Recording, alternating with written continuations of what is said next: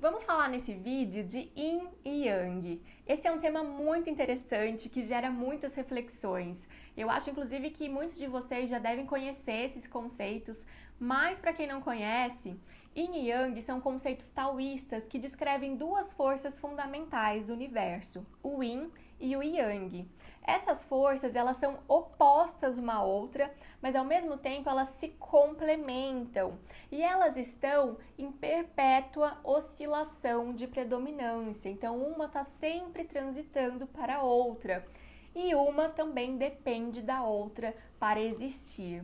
Esses conceitos, eles expressam bem a dualidade de tudo que existe. Nós somos seres duais e nós vivemos na dualidade. Então, o Yin e Yang, esse conceito, fala justamente disso.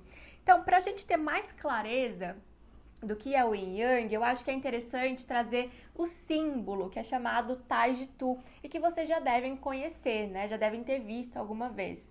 Então, o símbolo é um círculo dividido em dois, né? Uma metade escura e uma metade branca.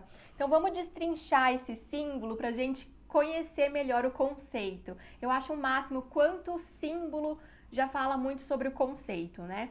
Então, observem que temos duas metades, né? Metade preta, metade branca. Essas duas metades se encaixam perfeitamente uma na outra, elas se complementam. E é essa complementação dessas duas forças que forma o círculo. E o que o círculo representa? A totalidade, a perfeição, o infinito, o equilíbrio. Então, o equilíbrio é formado a partir da complementação dessas duas forças opostas.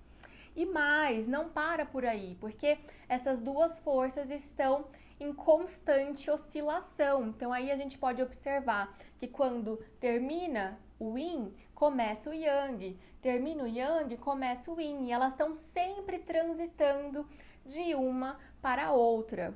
Uma força depende da outra para existir. Como que a gente percebe isso também?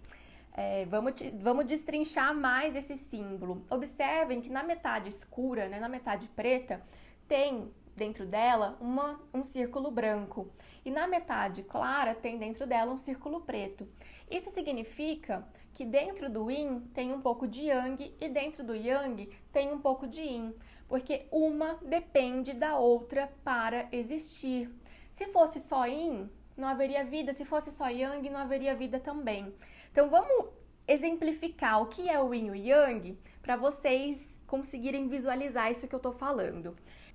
O Yin é o escuro, o Yang é o claro, o Yin é a noite, o Yang é o dia, o Yin é o frio, o Yang é o quente, o Yin é a lua, o Yang é o sol, o Yin é água, o Yang é fogo.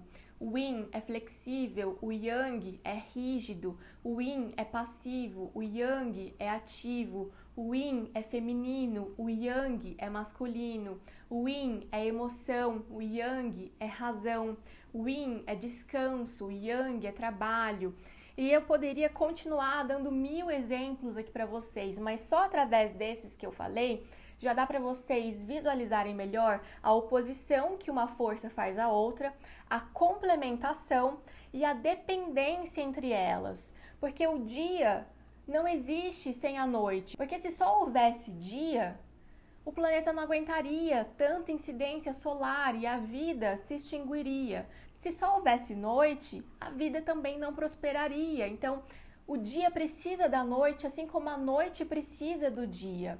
E eles estão aí em perpétua oscilação. Então, o dia está sempre transitando para a noite e a noite está sempre transitando para o dia.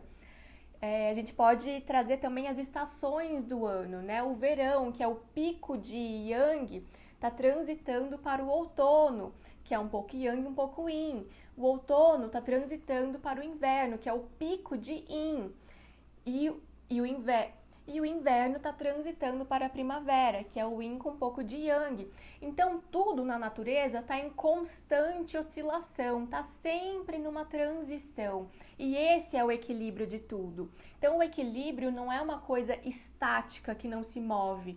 O equilíbrio é a constante oscilação, é o constante movimento. Então, nada que seja puramente Yin sobrevive.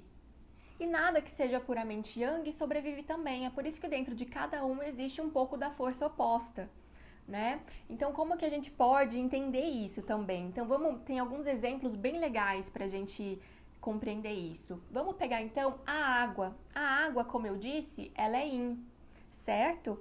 Mas dentro da água tem um pouco de yang. Então, quando a gente questiona a água é yin ou a água é yang? Depende. Tudo é relativo. Então, ela é yin ou yang relacionado a quê? Então, um exemplo que eu ouvi outro dia num vídeo que eu achei bem interessante. Vamos comparar a água e a pedra, né? A rocha.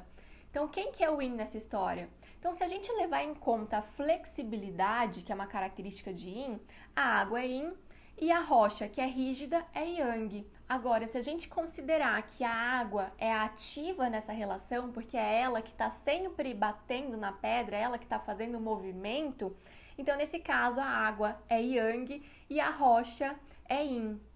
Então observem que dentro de um grande yin, né, a água é o yin, tem ali características yang, como a atividade, né? A gente pode usar um outro exemplo também. A água, ela é yin, mas se a gente colocar uma água quente em relação a uma água fria, a água quente é yang, a água fria é yin. Se a gente colocar uma água fervendo em relação à água quente é yin e a água fervente é yang. Entendem? Então, olha só como é possível destrinchar isso. Nada é puramente yin e nada é puramente yang, porque senão não existiria. Essa coisa não existiria se fosse puramente yang ou puramente yin. Então, é preciso que exista essa harmonia. Dentro do yin tem o yang e dentro do yang tem o yin. E quando essas duas metades harmônicas se complementam, elas formam o equilíbrio. E o equilíbrio está nessa constante oscilação e nessas proporções de yin e yang que existe dentro de cada coisa. Um outro exemplo também, que a gente pode trazer as estações do ano, é que o inverno é uma estação típica yin, mas os dias são yang. O verão é uma estação típica yang, mas as noites são yin.